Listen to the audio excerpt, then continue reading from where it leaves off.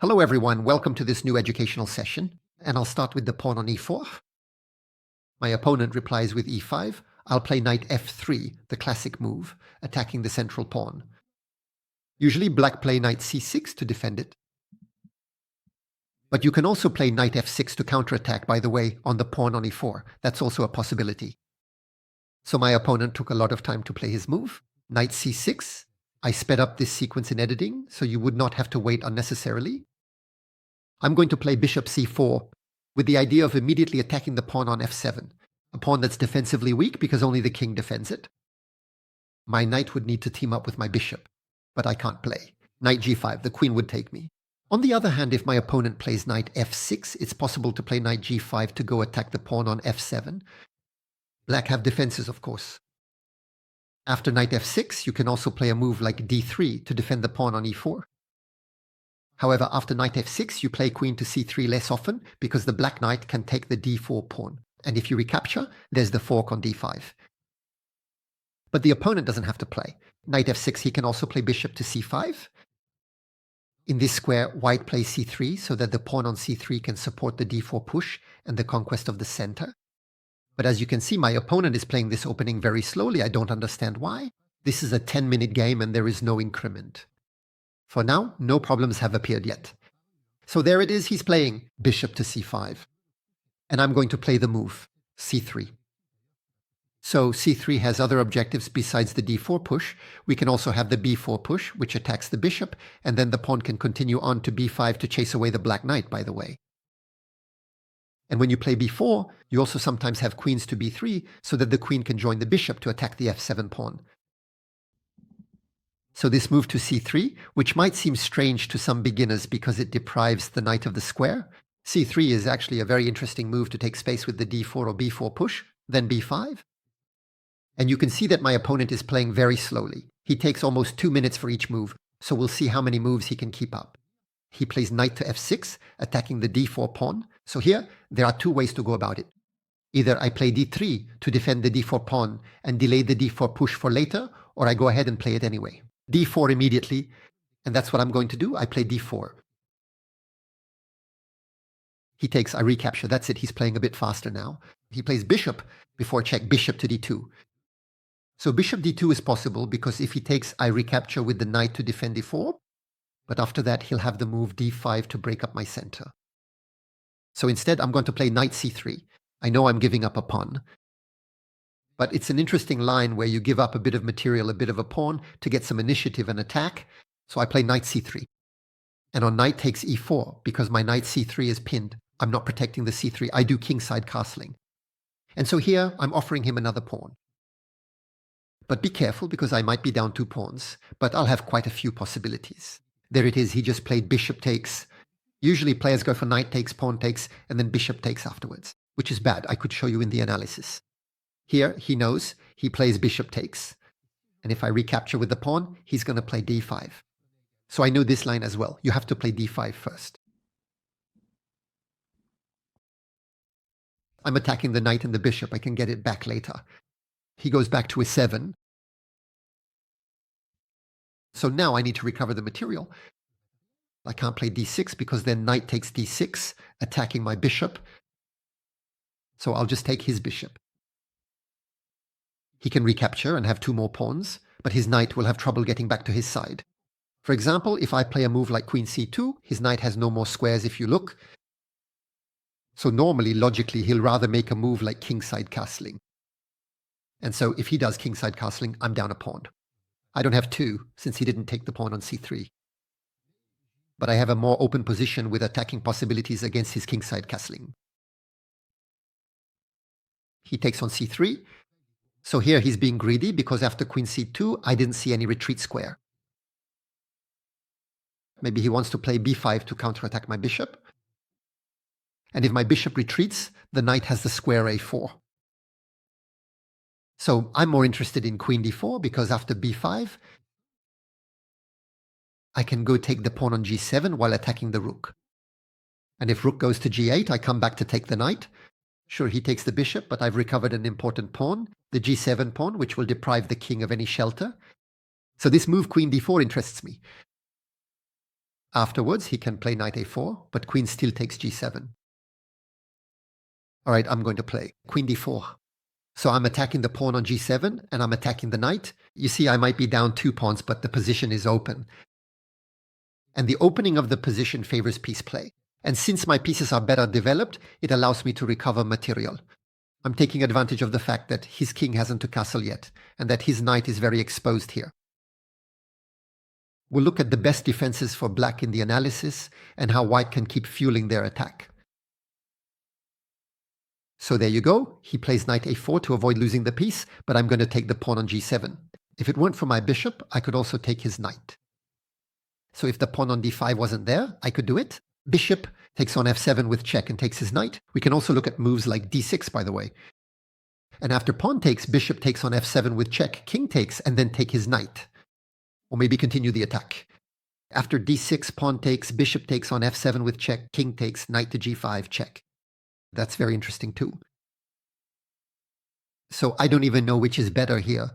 Should I go for this sequence or should I capture the pawn? g7. It might actually be better to capture the pawn on g7 after playing d6. Because after d6, pawn takes, queen takes on g7. He won't be able to play rook to g8 because I could take the pawn on f7 and checkmate, with the bishop or the queen actually.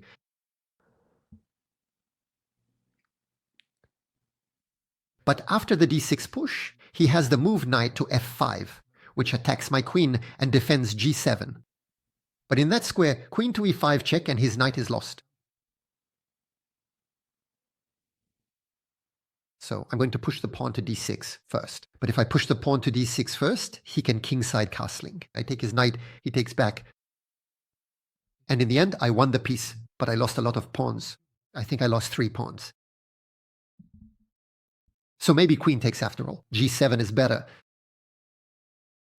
Yeah, I'm going to do it. Queen takes g7. So now I think he's going to play rook to g8 to counterattack my queen. The knight is defending. And I'm going to take the pawn on h7 to keep an eye on the pawn on f7 and on the rook. And of course, look to play d6 afterwards to free the bishop. My other pieces can quickly join the fight. You can clearly see the rooks coming onto the file. The bishop can also come to g5, or sometimes to a3. The knight can also go to g5 to e5. All the white pieces can join the attack, especially with this d6 push. So he plays knight g6 to defend the rook. But after rook 1 check, what is he going to do? He resigns, because after rook e, a check, it's over. If he puts the queen, he'll lose the queen. And if he puts the knight on e7, we can take the rook and even checkmate, because the knight will be pinned on the file. So let's analyze this opening and this attack with all the important variations. So I start with e4. He plays e5. Knight f3, knight c6, the bishop to c4 at the attack of the pawn of f7. He plays bishop c5. And here the move c3 to prepare the d4 push. My opponent plays knight f6 to attack the pawn on e4. I could defend with d3. That's entirely possible. But I chose the variation with d4, even though I usually play d3, by the way. But here I wanted to show a little something. This aggressive variation, then we take, then we recapture, bishop b4, check. And here there are several ways to block the check. I could play bishop d2, with the idea that after bishop takes, I recapture with the knight to defend the pawn on e4. But what bothered me in the game was this d5 push from black, which comes to challenge the white center and even to break up the white center. So I preferred not to play bishop d2, but to play knight c3. I know I'm losing a pawn, so obviously I know the variation. If you don't know the variation, you wouldn't necessarily play like this. But here, I know I'm losing a pawn, and I know I can even give up a second one. And I kingside castling, and now my opponent is going to take on c3. He takes with the best piece, by the way. He takes with the bishop. If he takes with the knight, look at what can happen. The pawn recaptures. And if he recaptures with the bishop to attack my rook, we leave the rook in play. Queen b3 to prepare a decisive attack on f7. At the same time, we attack the bishop. And if the bishop takes the rook, then the opponent has won a lot of material, the rook, 2 pawns, but now he will succumb to the attack. Bishop takes f7 check. On king e7, bishop g5, of course, he loses the queen. And on king f8, bishop g5 as well. To avoid losing the queen, you have to play knight e7. And here, there's a famous game by Paul Morphy. I had already seen this kind of game before. And even by Bobby Fischer. It's to play knight e5. The idea now is to move the bishop and checkmate on f7. But this move, knight e5, also frees up the square on f3. For example, after bishop takes d4, well, you play bishop g6 and the opponent doesn't really have any way to avoid it. The mate with queen f7 and even queen f3 is going to be very strong. And if the opponent leaves the bishop on a1 and plays d6, you still have this move bishop g6 threatening mate on f7. And on d5, which blocks the queen, you go through f3. If my opponent blocks with the knight, he will lose his queen. And if he blocks with the bishop, we can take, and the attack is very, very strong. The black bishop is under attack. We're threatening discovered attacks with the bishop, always with a mating threat against the black king. So you see, this is a line you need to know. On the check, you play kc3, you leave the pawn on 4 and kingside castling. And you leave the knight on c3. So my opponent recaptures in the best possible way. He doesn't recapture with the knight, he recaptures with the bishop. And here, if I start recapturing right away, my opponent can block with the move d5. That's why the best move for white is to play d5.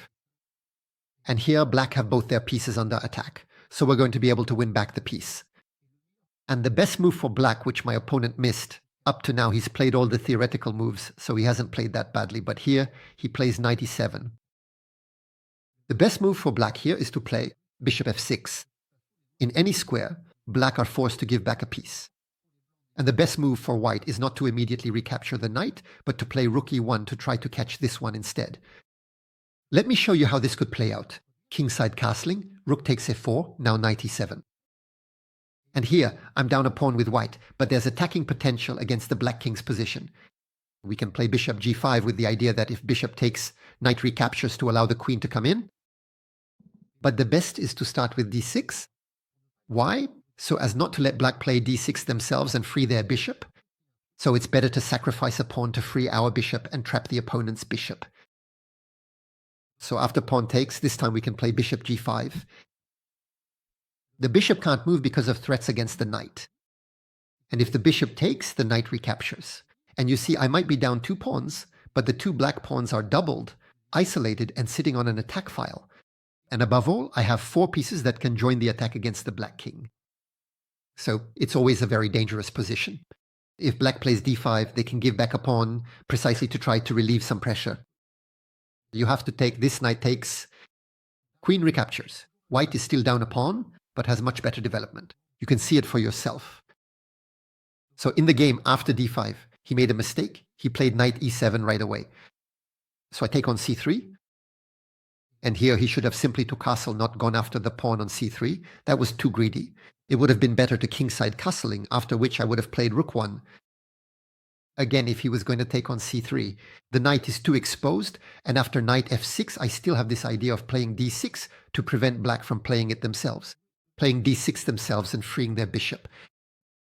We play d6, and if pawn takes, we have several attacking moves. The bishop on the dark square is a piece we have and the opponent doesn't, so we can start playing moves like bishop. A 3, a very nice diagonal, or even bishop g5 to threaten to destroy black's castling. We could even go take the d6 pawn, but I really like this idea of bishop a3. Because if the opponent plays d5, he'll have bishop takes knight e7, supported by the rook and the fork. So that's a bit of what could have happened if my opponent had done a kingside castling, but instead, he's going to play knight takes c3. So here, I actually played the best move. Queen d4, I'm attacking g7 and I'm attacking the knight. To avoid facing a mating attack, he should have kingside castling, but he would have lost his knight. He would have been down a piece. So he plays knight a4. At that point, I was considering the d6 push. Actually, both moves are good. But I played the best one with qg7. I was expecting rg8. He didn't play it. Remember, he played king g6. I was expecting rg8, after which I would have played qh7. And I can launch an attack with moves like bg5, kg5, the d6 push to free the bishop, the rooks that can come onto the file. There are too many attacks. Obviously, the black position is going to collapse. But my opponent, he played king g6 to defend the rook. But rook 1 check, and it's over. If he puts the queen, he will lose the queen to a check. And then if he puts the knight, queen takes rook, and that's mate since the knight is in a pin. The back rank mate. So my opponent made a mistake, of course. It was a quick defeat. But remember, he still managed to play several theoretical moves in a position where if you don't know it, it's really not easy to find the right path. You see, in this position, when you don't know it with black, you might think that white is making a mistake, that you're winning a pawn by pinning the knight. When I do kingside castling, you might think that white is making another mistake, giving up a second pawn. And here he still took with the best piece. He might be expecting me to recapture so he can play d5, but instead I play the intermediate move d5. And that, when you don't know the variation, you can be surprised by this d5 move. You might expect that white would want to recapture the piece right away. And here, both pieces are attacked. He brings back the wrong piece by playing k7 right away, instead of bishop f6. That's his mistake. And that's when the attack is going to come. It's his first mistake, but not yet the most decisive one. When I play k7, I take on c3, and that's his mistake. The most decisive one is taking the pawn c3. But we saw that even with kingside castling rook e1, the attack is very strong. Then king f6, the d6 push. You might say the knight could come to d6. We haven't talked about that. But bishop d3, I'm a pawn down, but I still have the attack. The pair of bishops aiming towards the castled position, the knight that could come in, the queen as well, the rook well placed on the file. The pawn c3, which could advance to c4, then to c5 to attack the knight. There are a lot of attacks, a lot of development for just being one pawn down. In fact, I think that even sacrifices might be possible, with bishop takes h7. For example, if I play b6, look, bishop takes h7, check, king takes, knight to g5, check. If the king goes back to g8, queen to h5 with the threat of queen to h7 mate. And if the king doesn't want to go to g8 and comes to g6, it's still very exposed. We might want to look at moves like queen g4 to prepare discovered attacks with the knight. Maybe queen d3, check. But personally, in this kind of position, I'm more used to playing pawn h4 with the idea of playing h5, because the king lacks squares. You see, if he comes to h6, my knight can leave with knight takes f7, which gives a double check to the king, and the knight attacks the queen. So I like to play h4 with the threat of h5. I keep all the potential of the position, even adding the pawn that's going to attack the king via h5. Well, there you have it. I hope this video was informative and that you learned something. Some attacking lines that might be useful to you in your own games.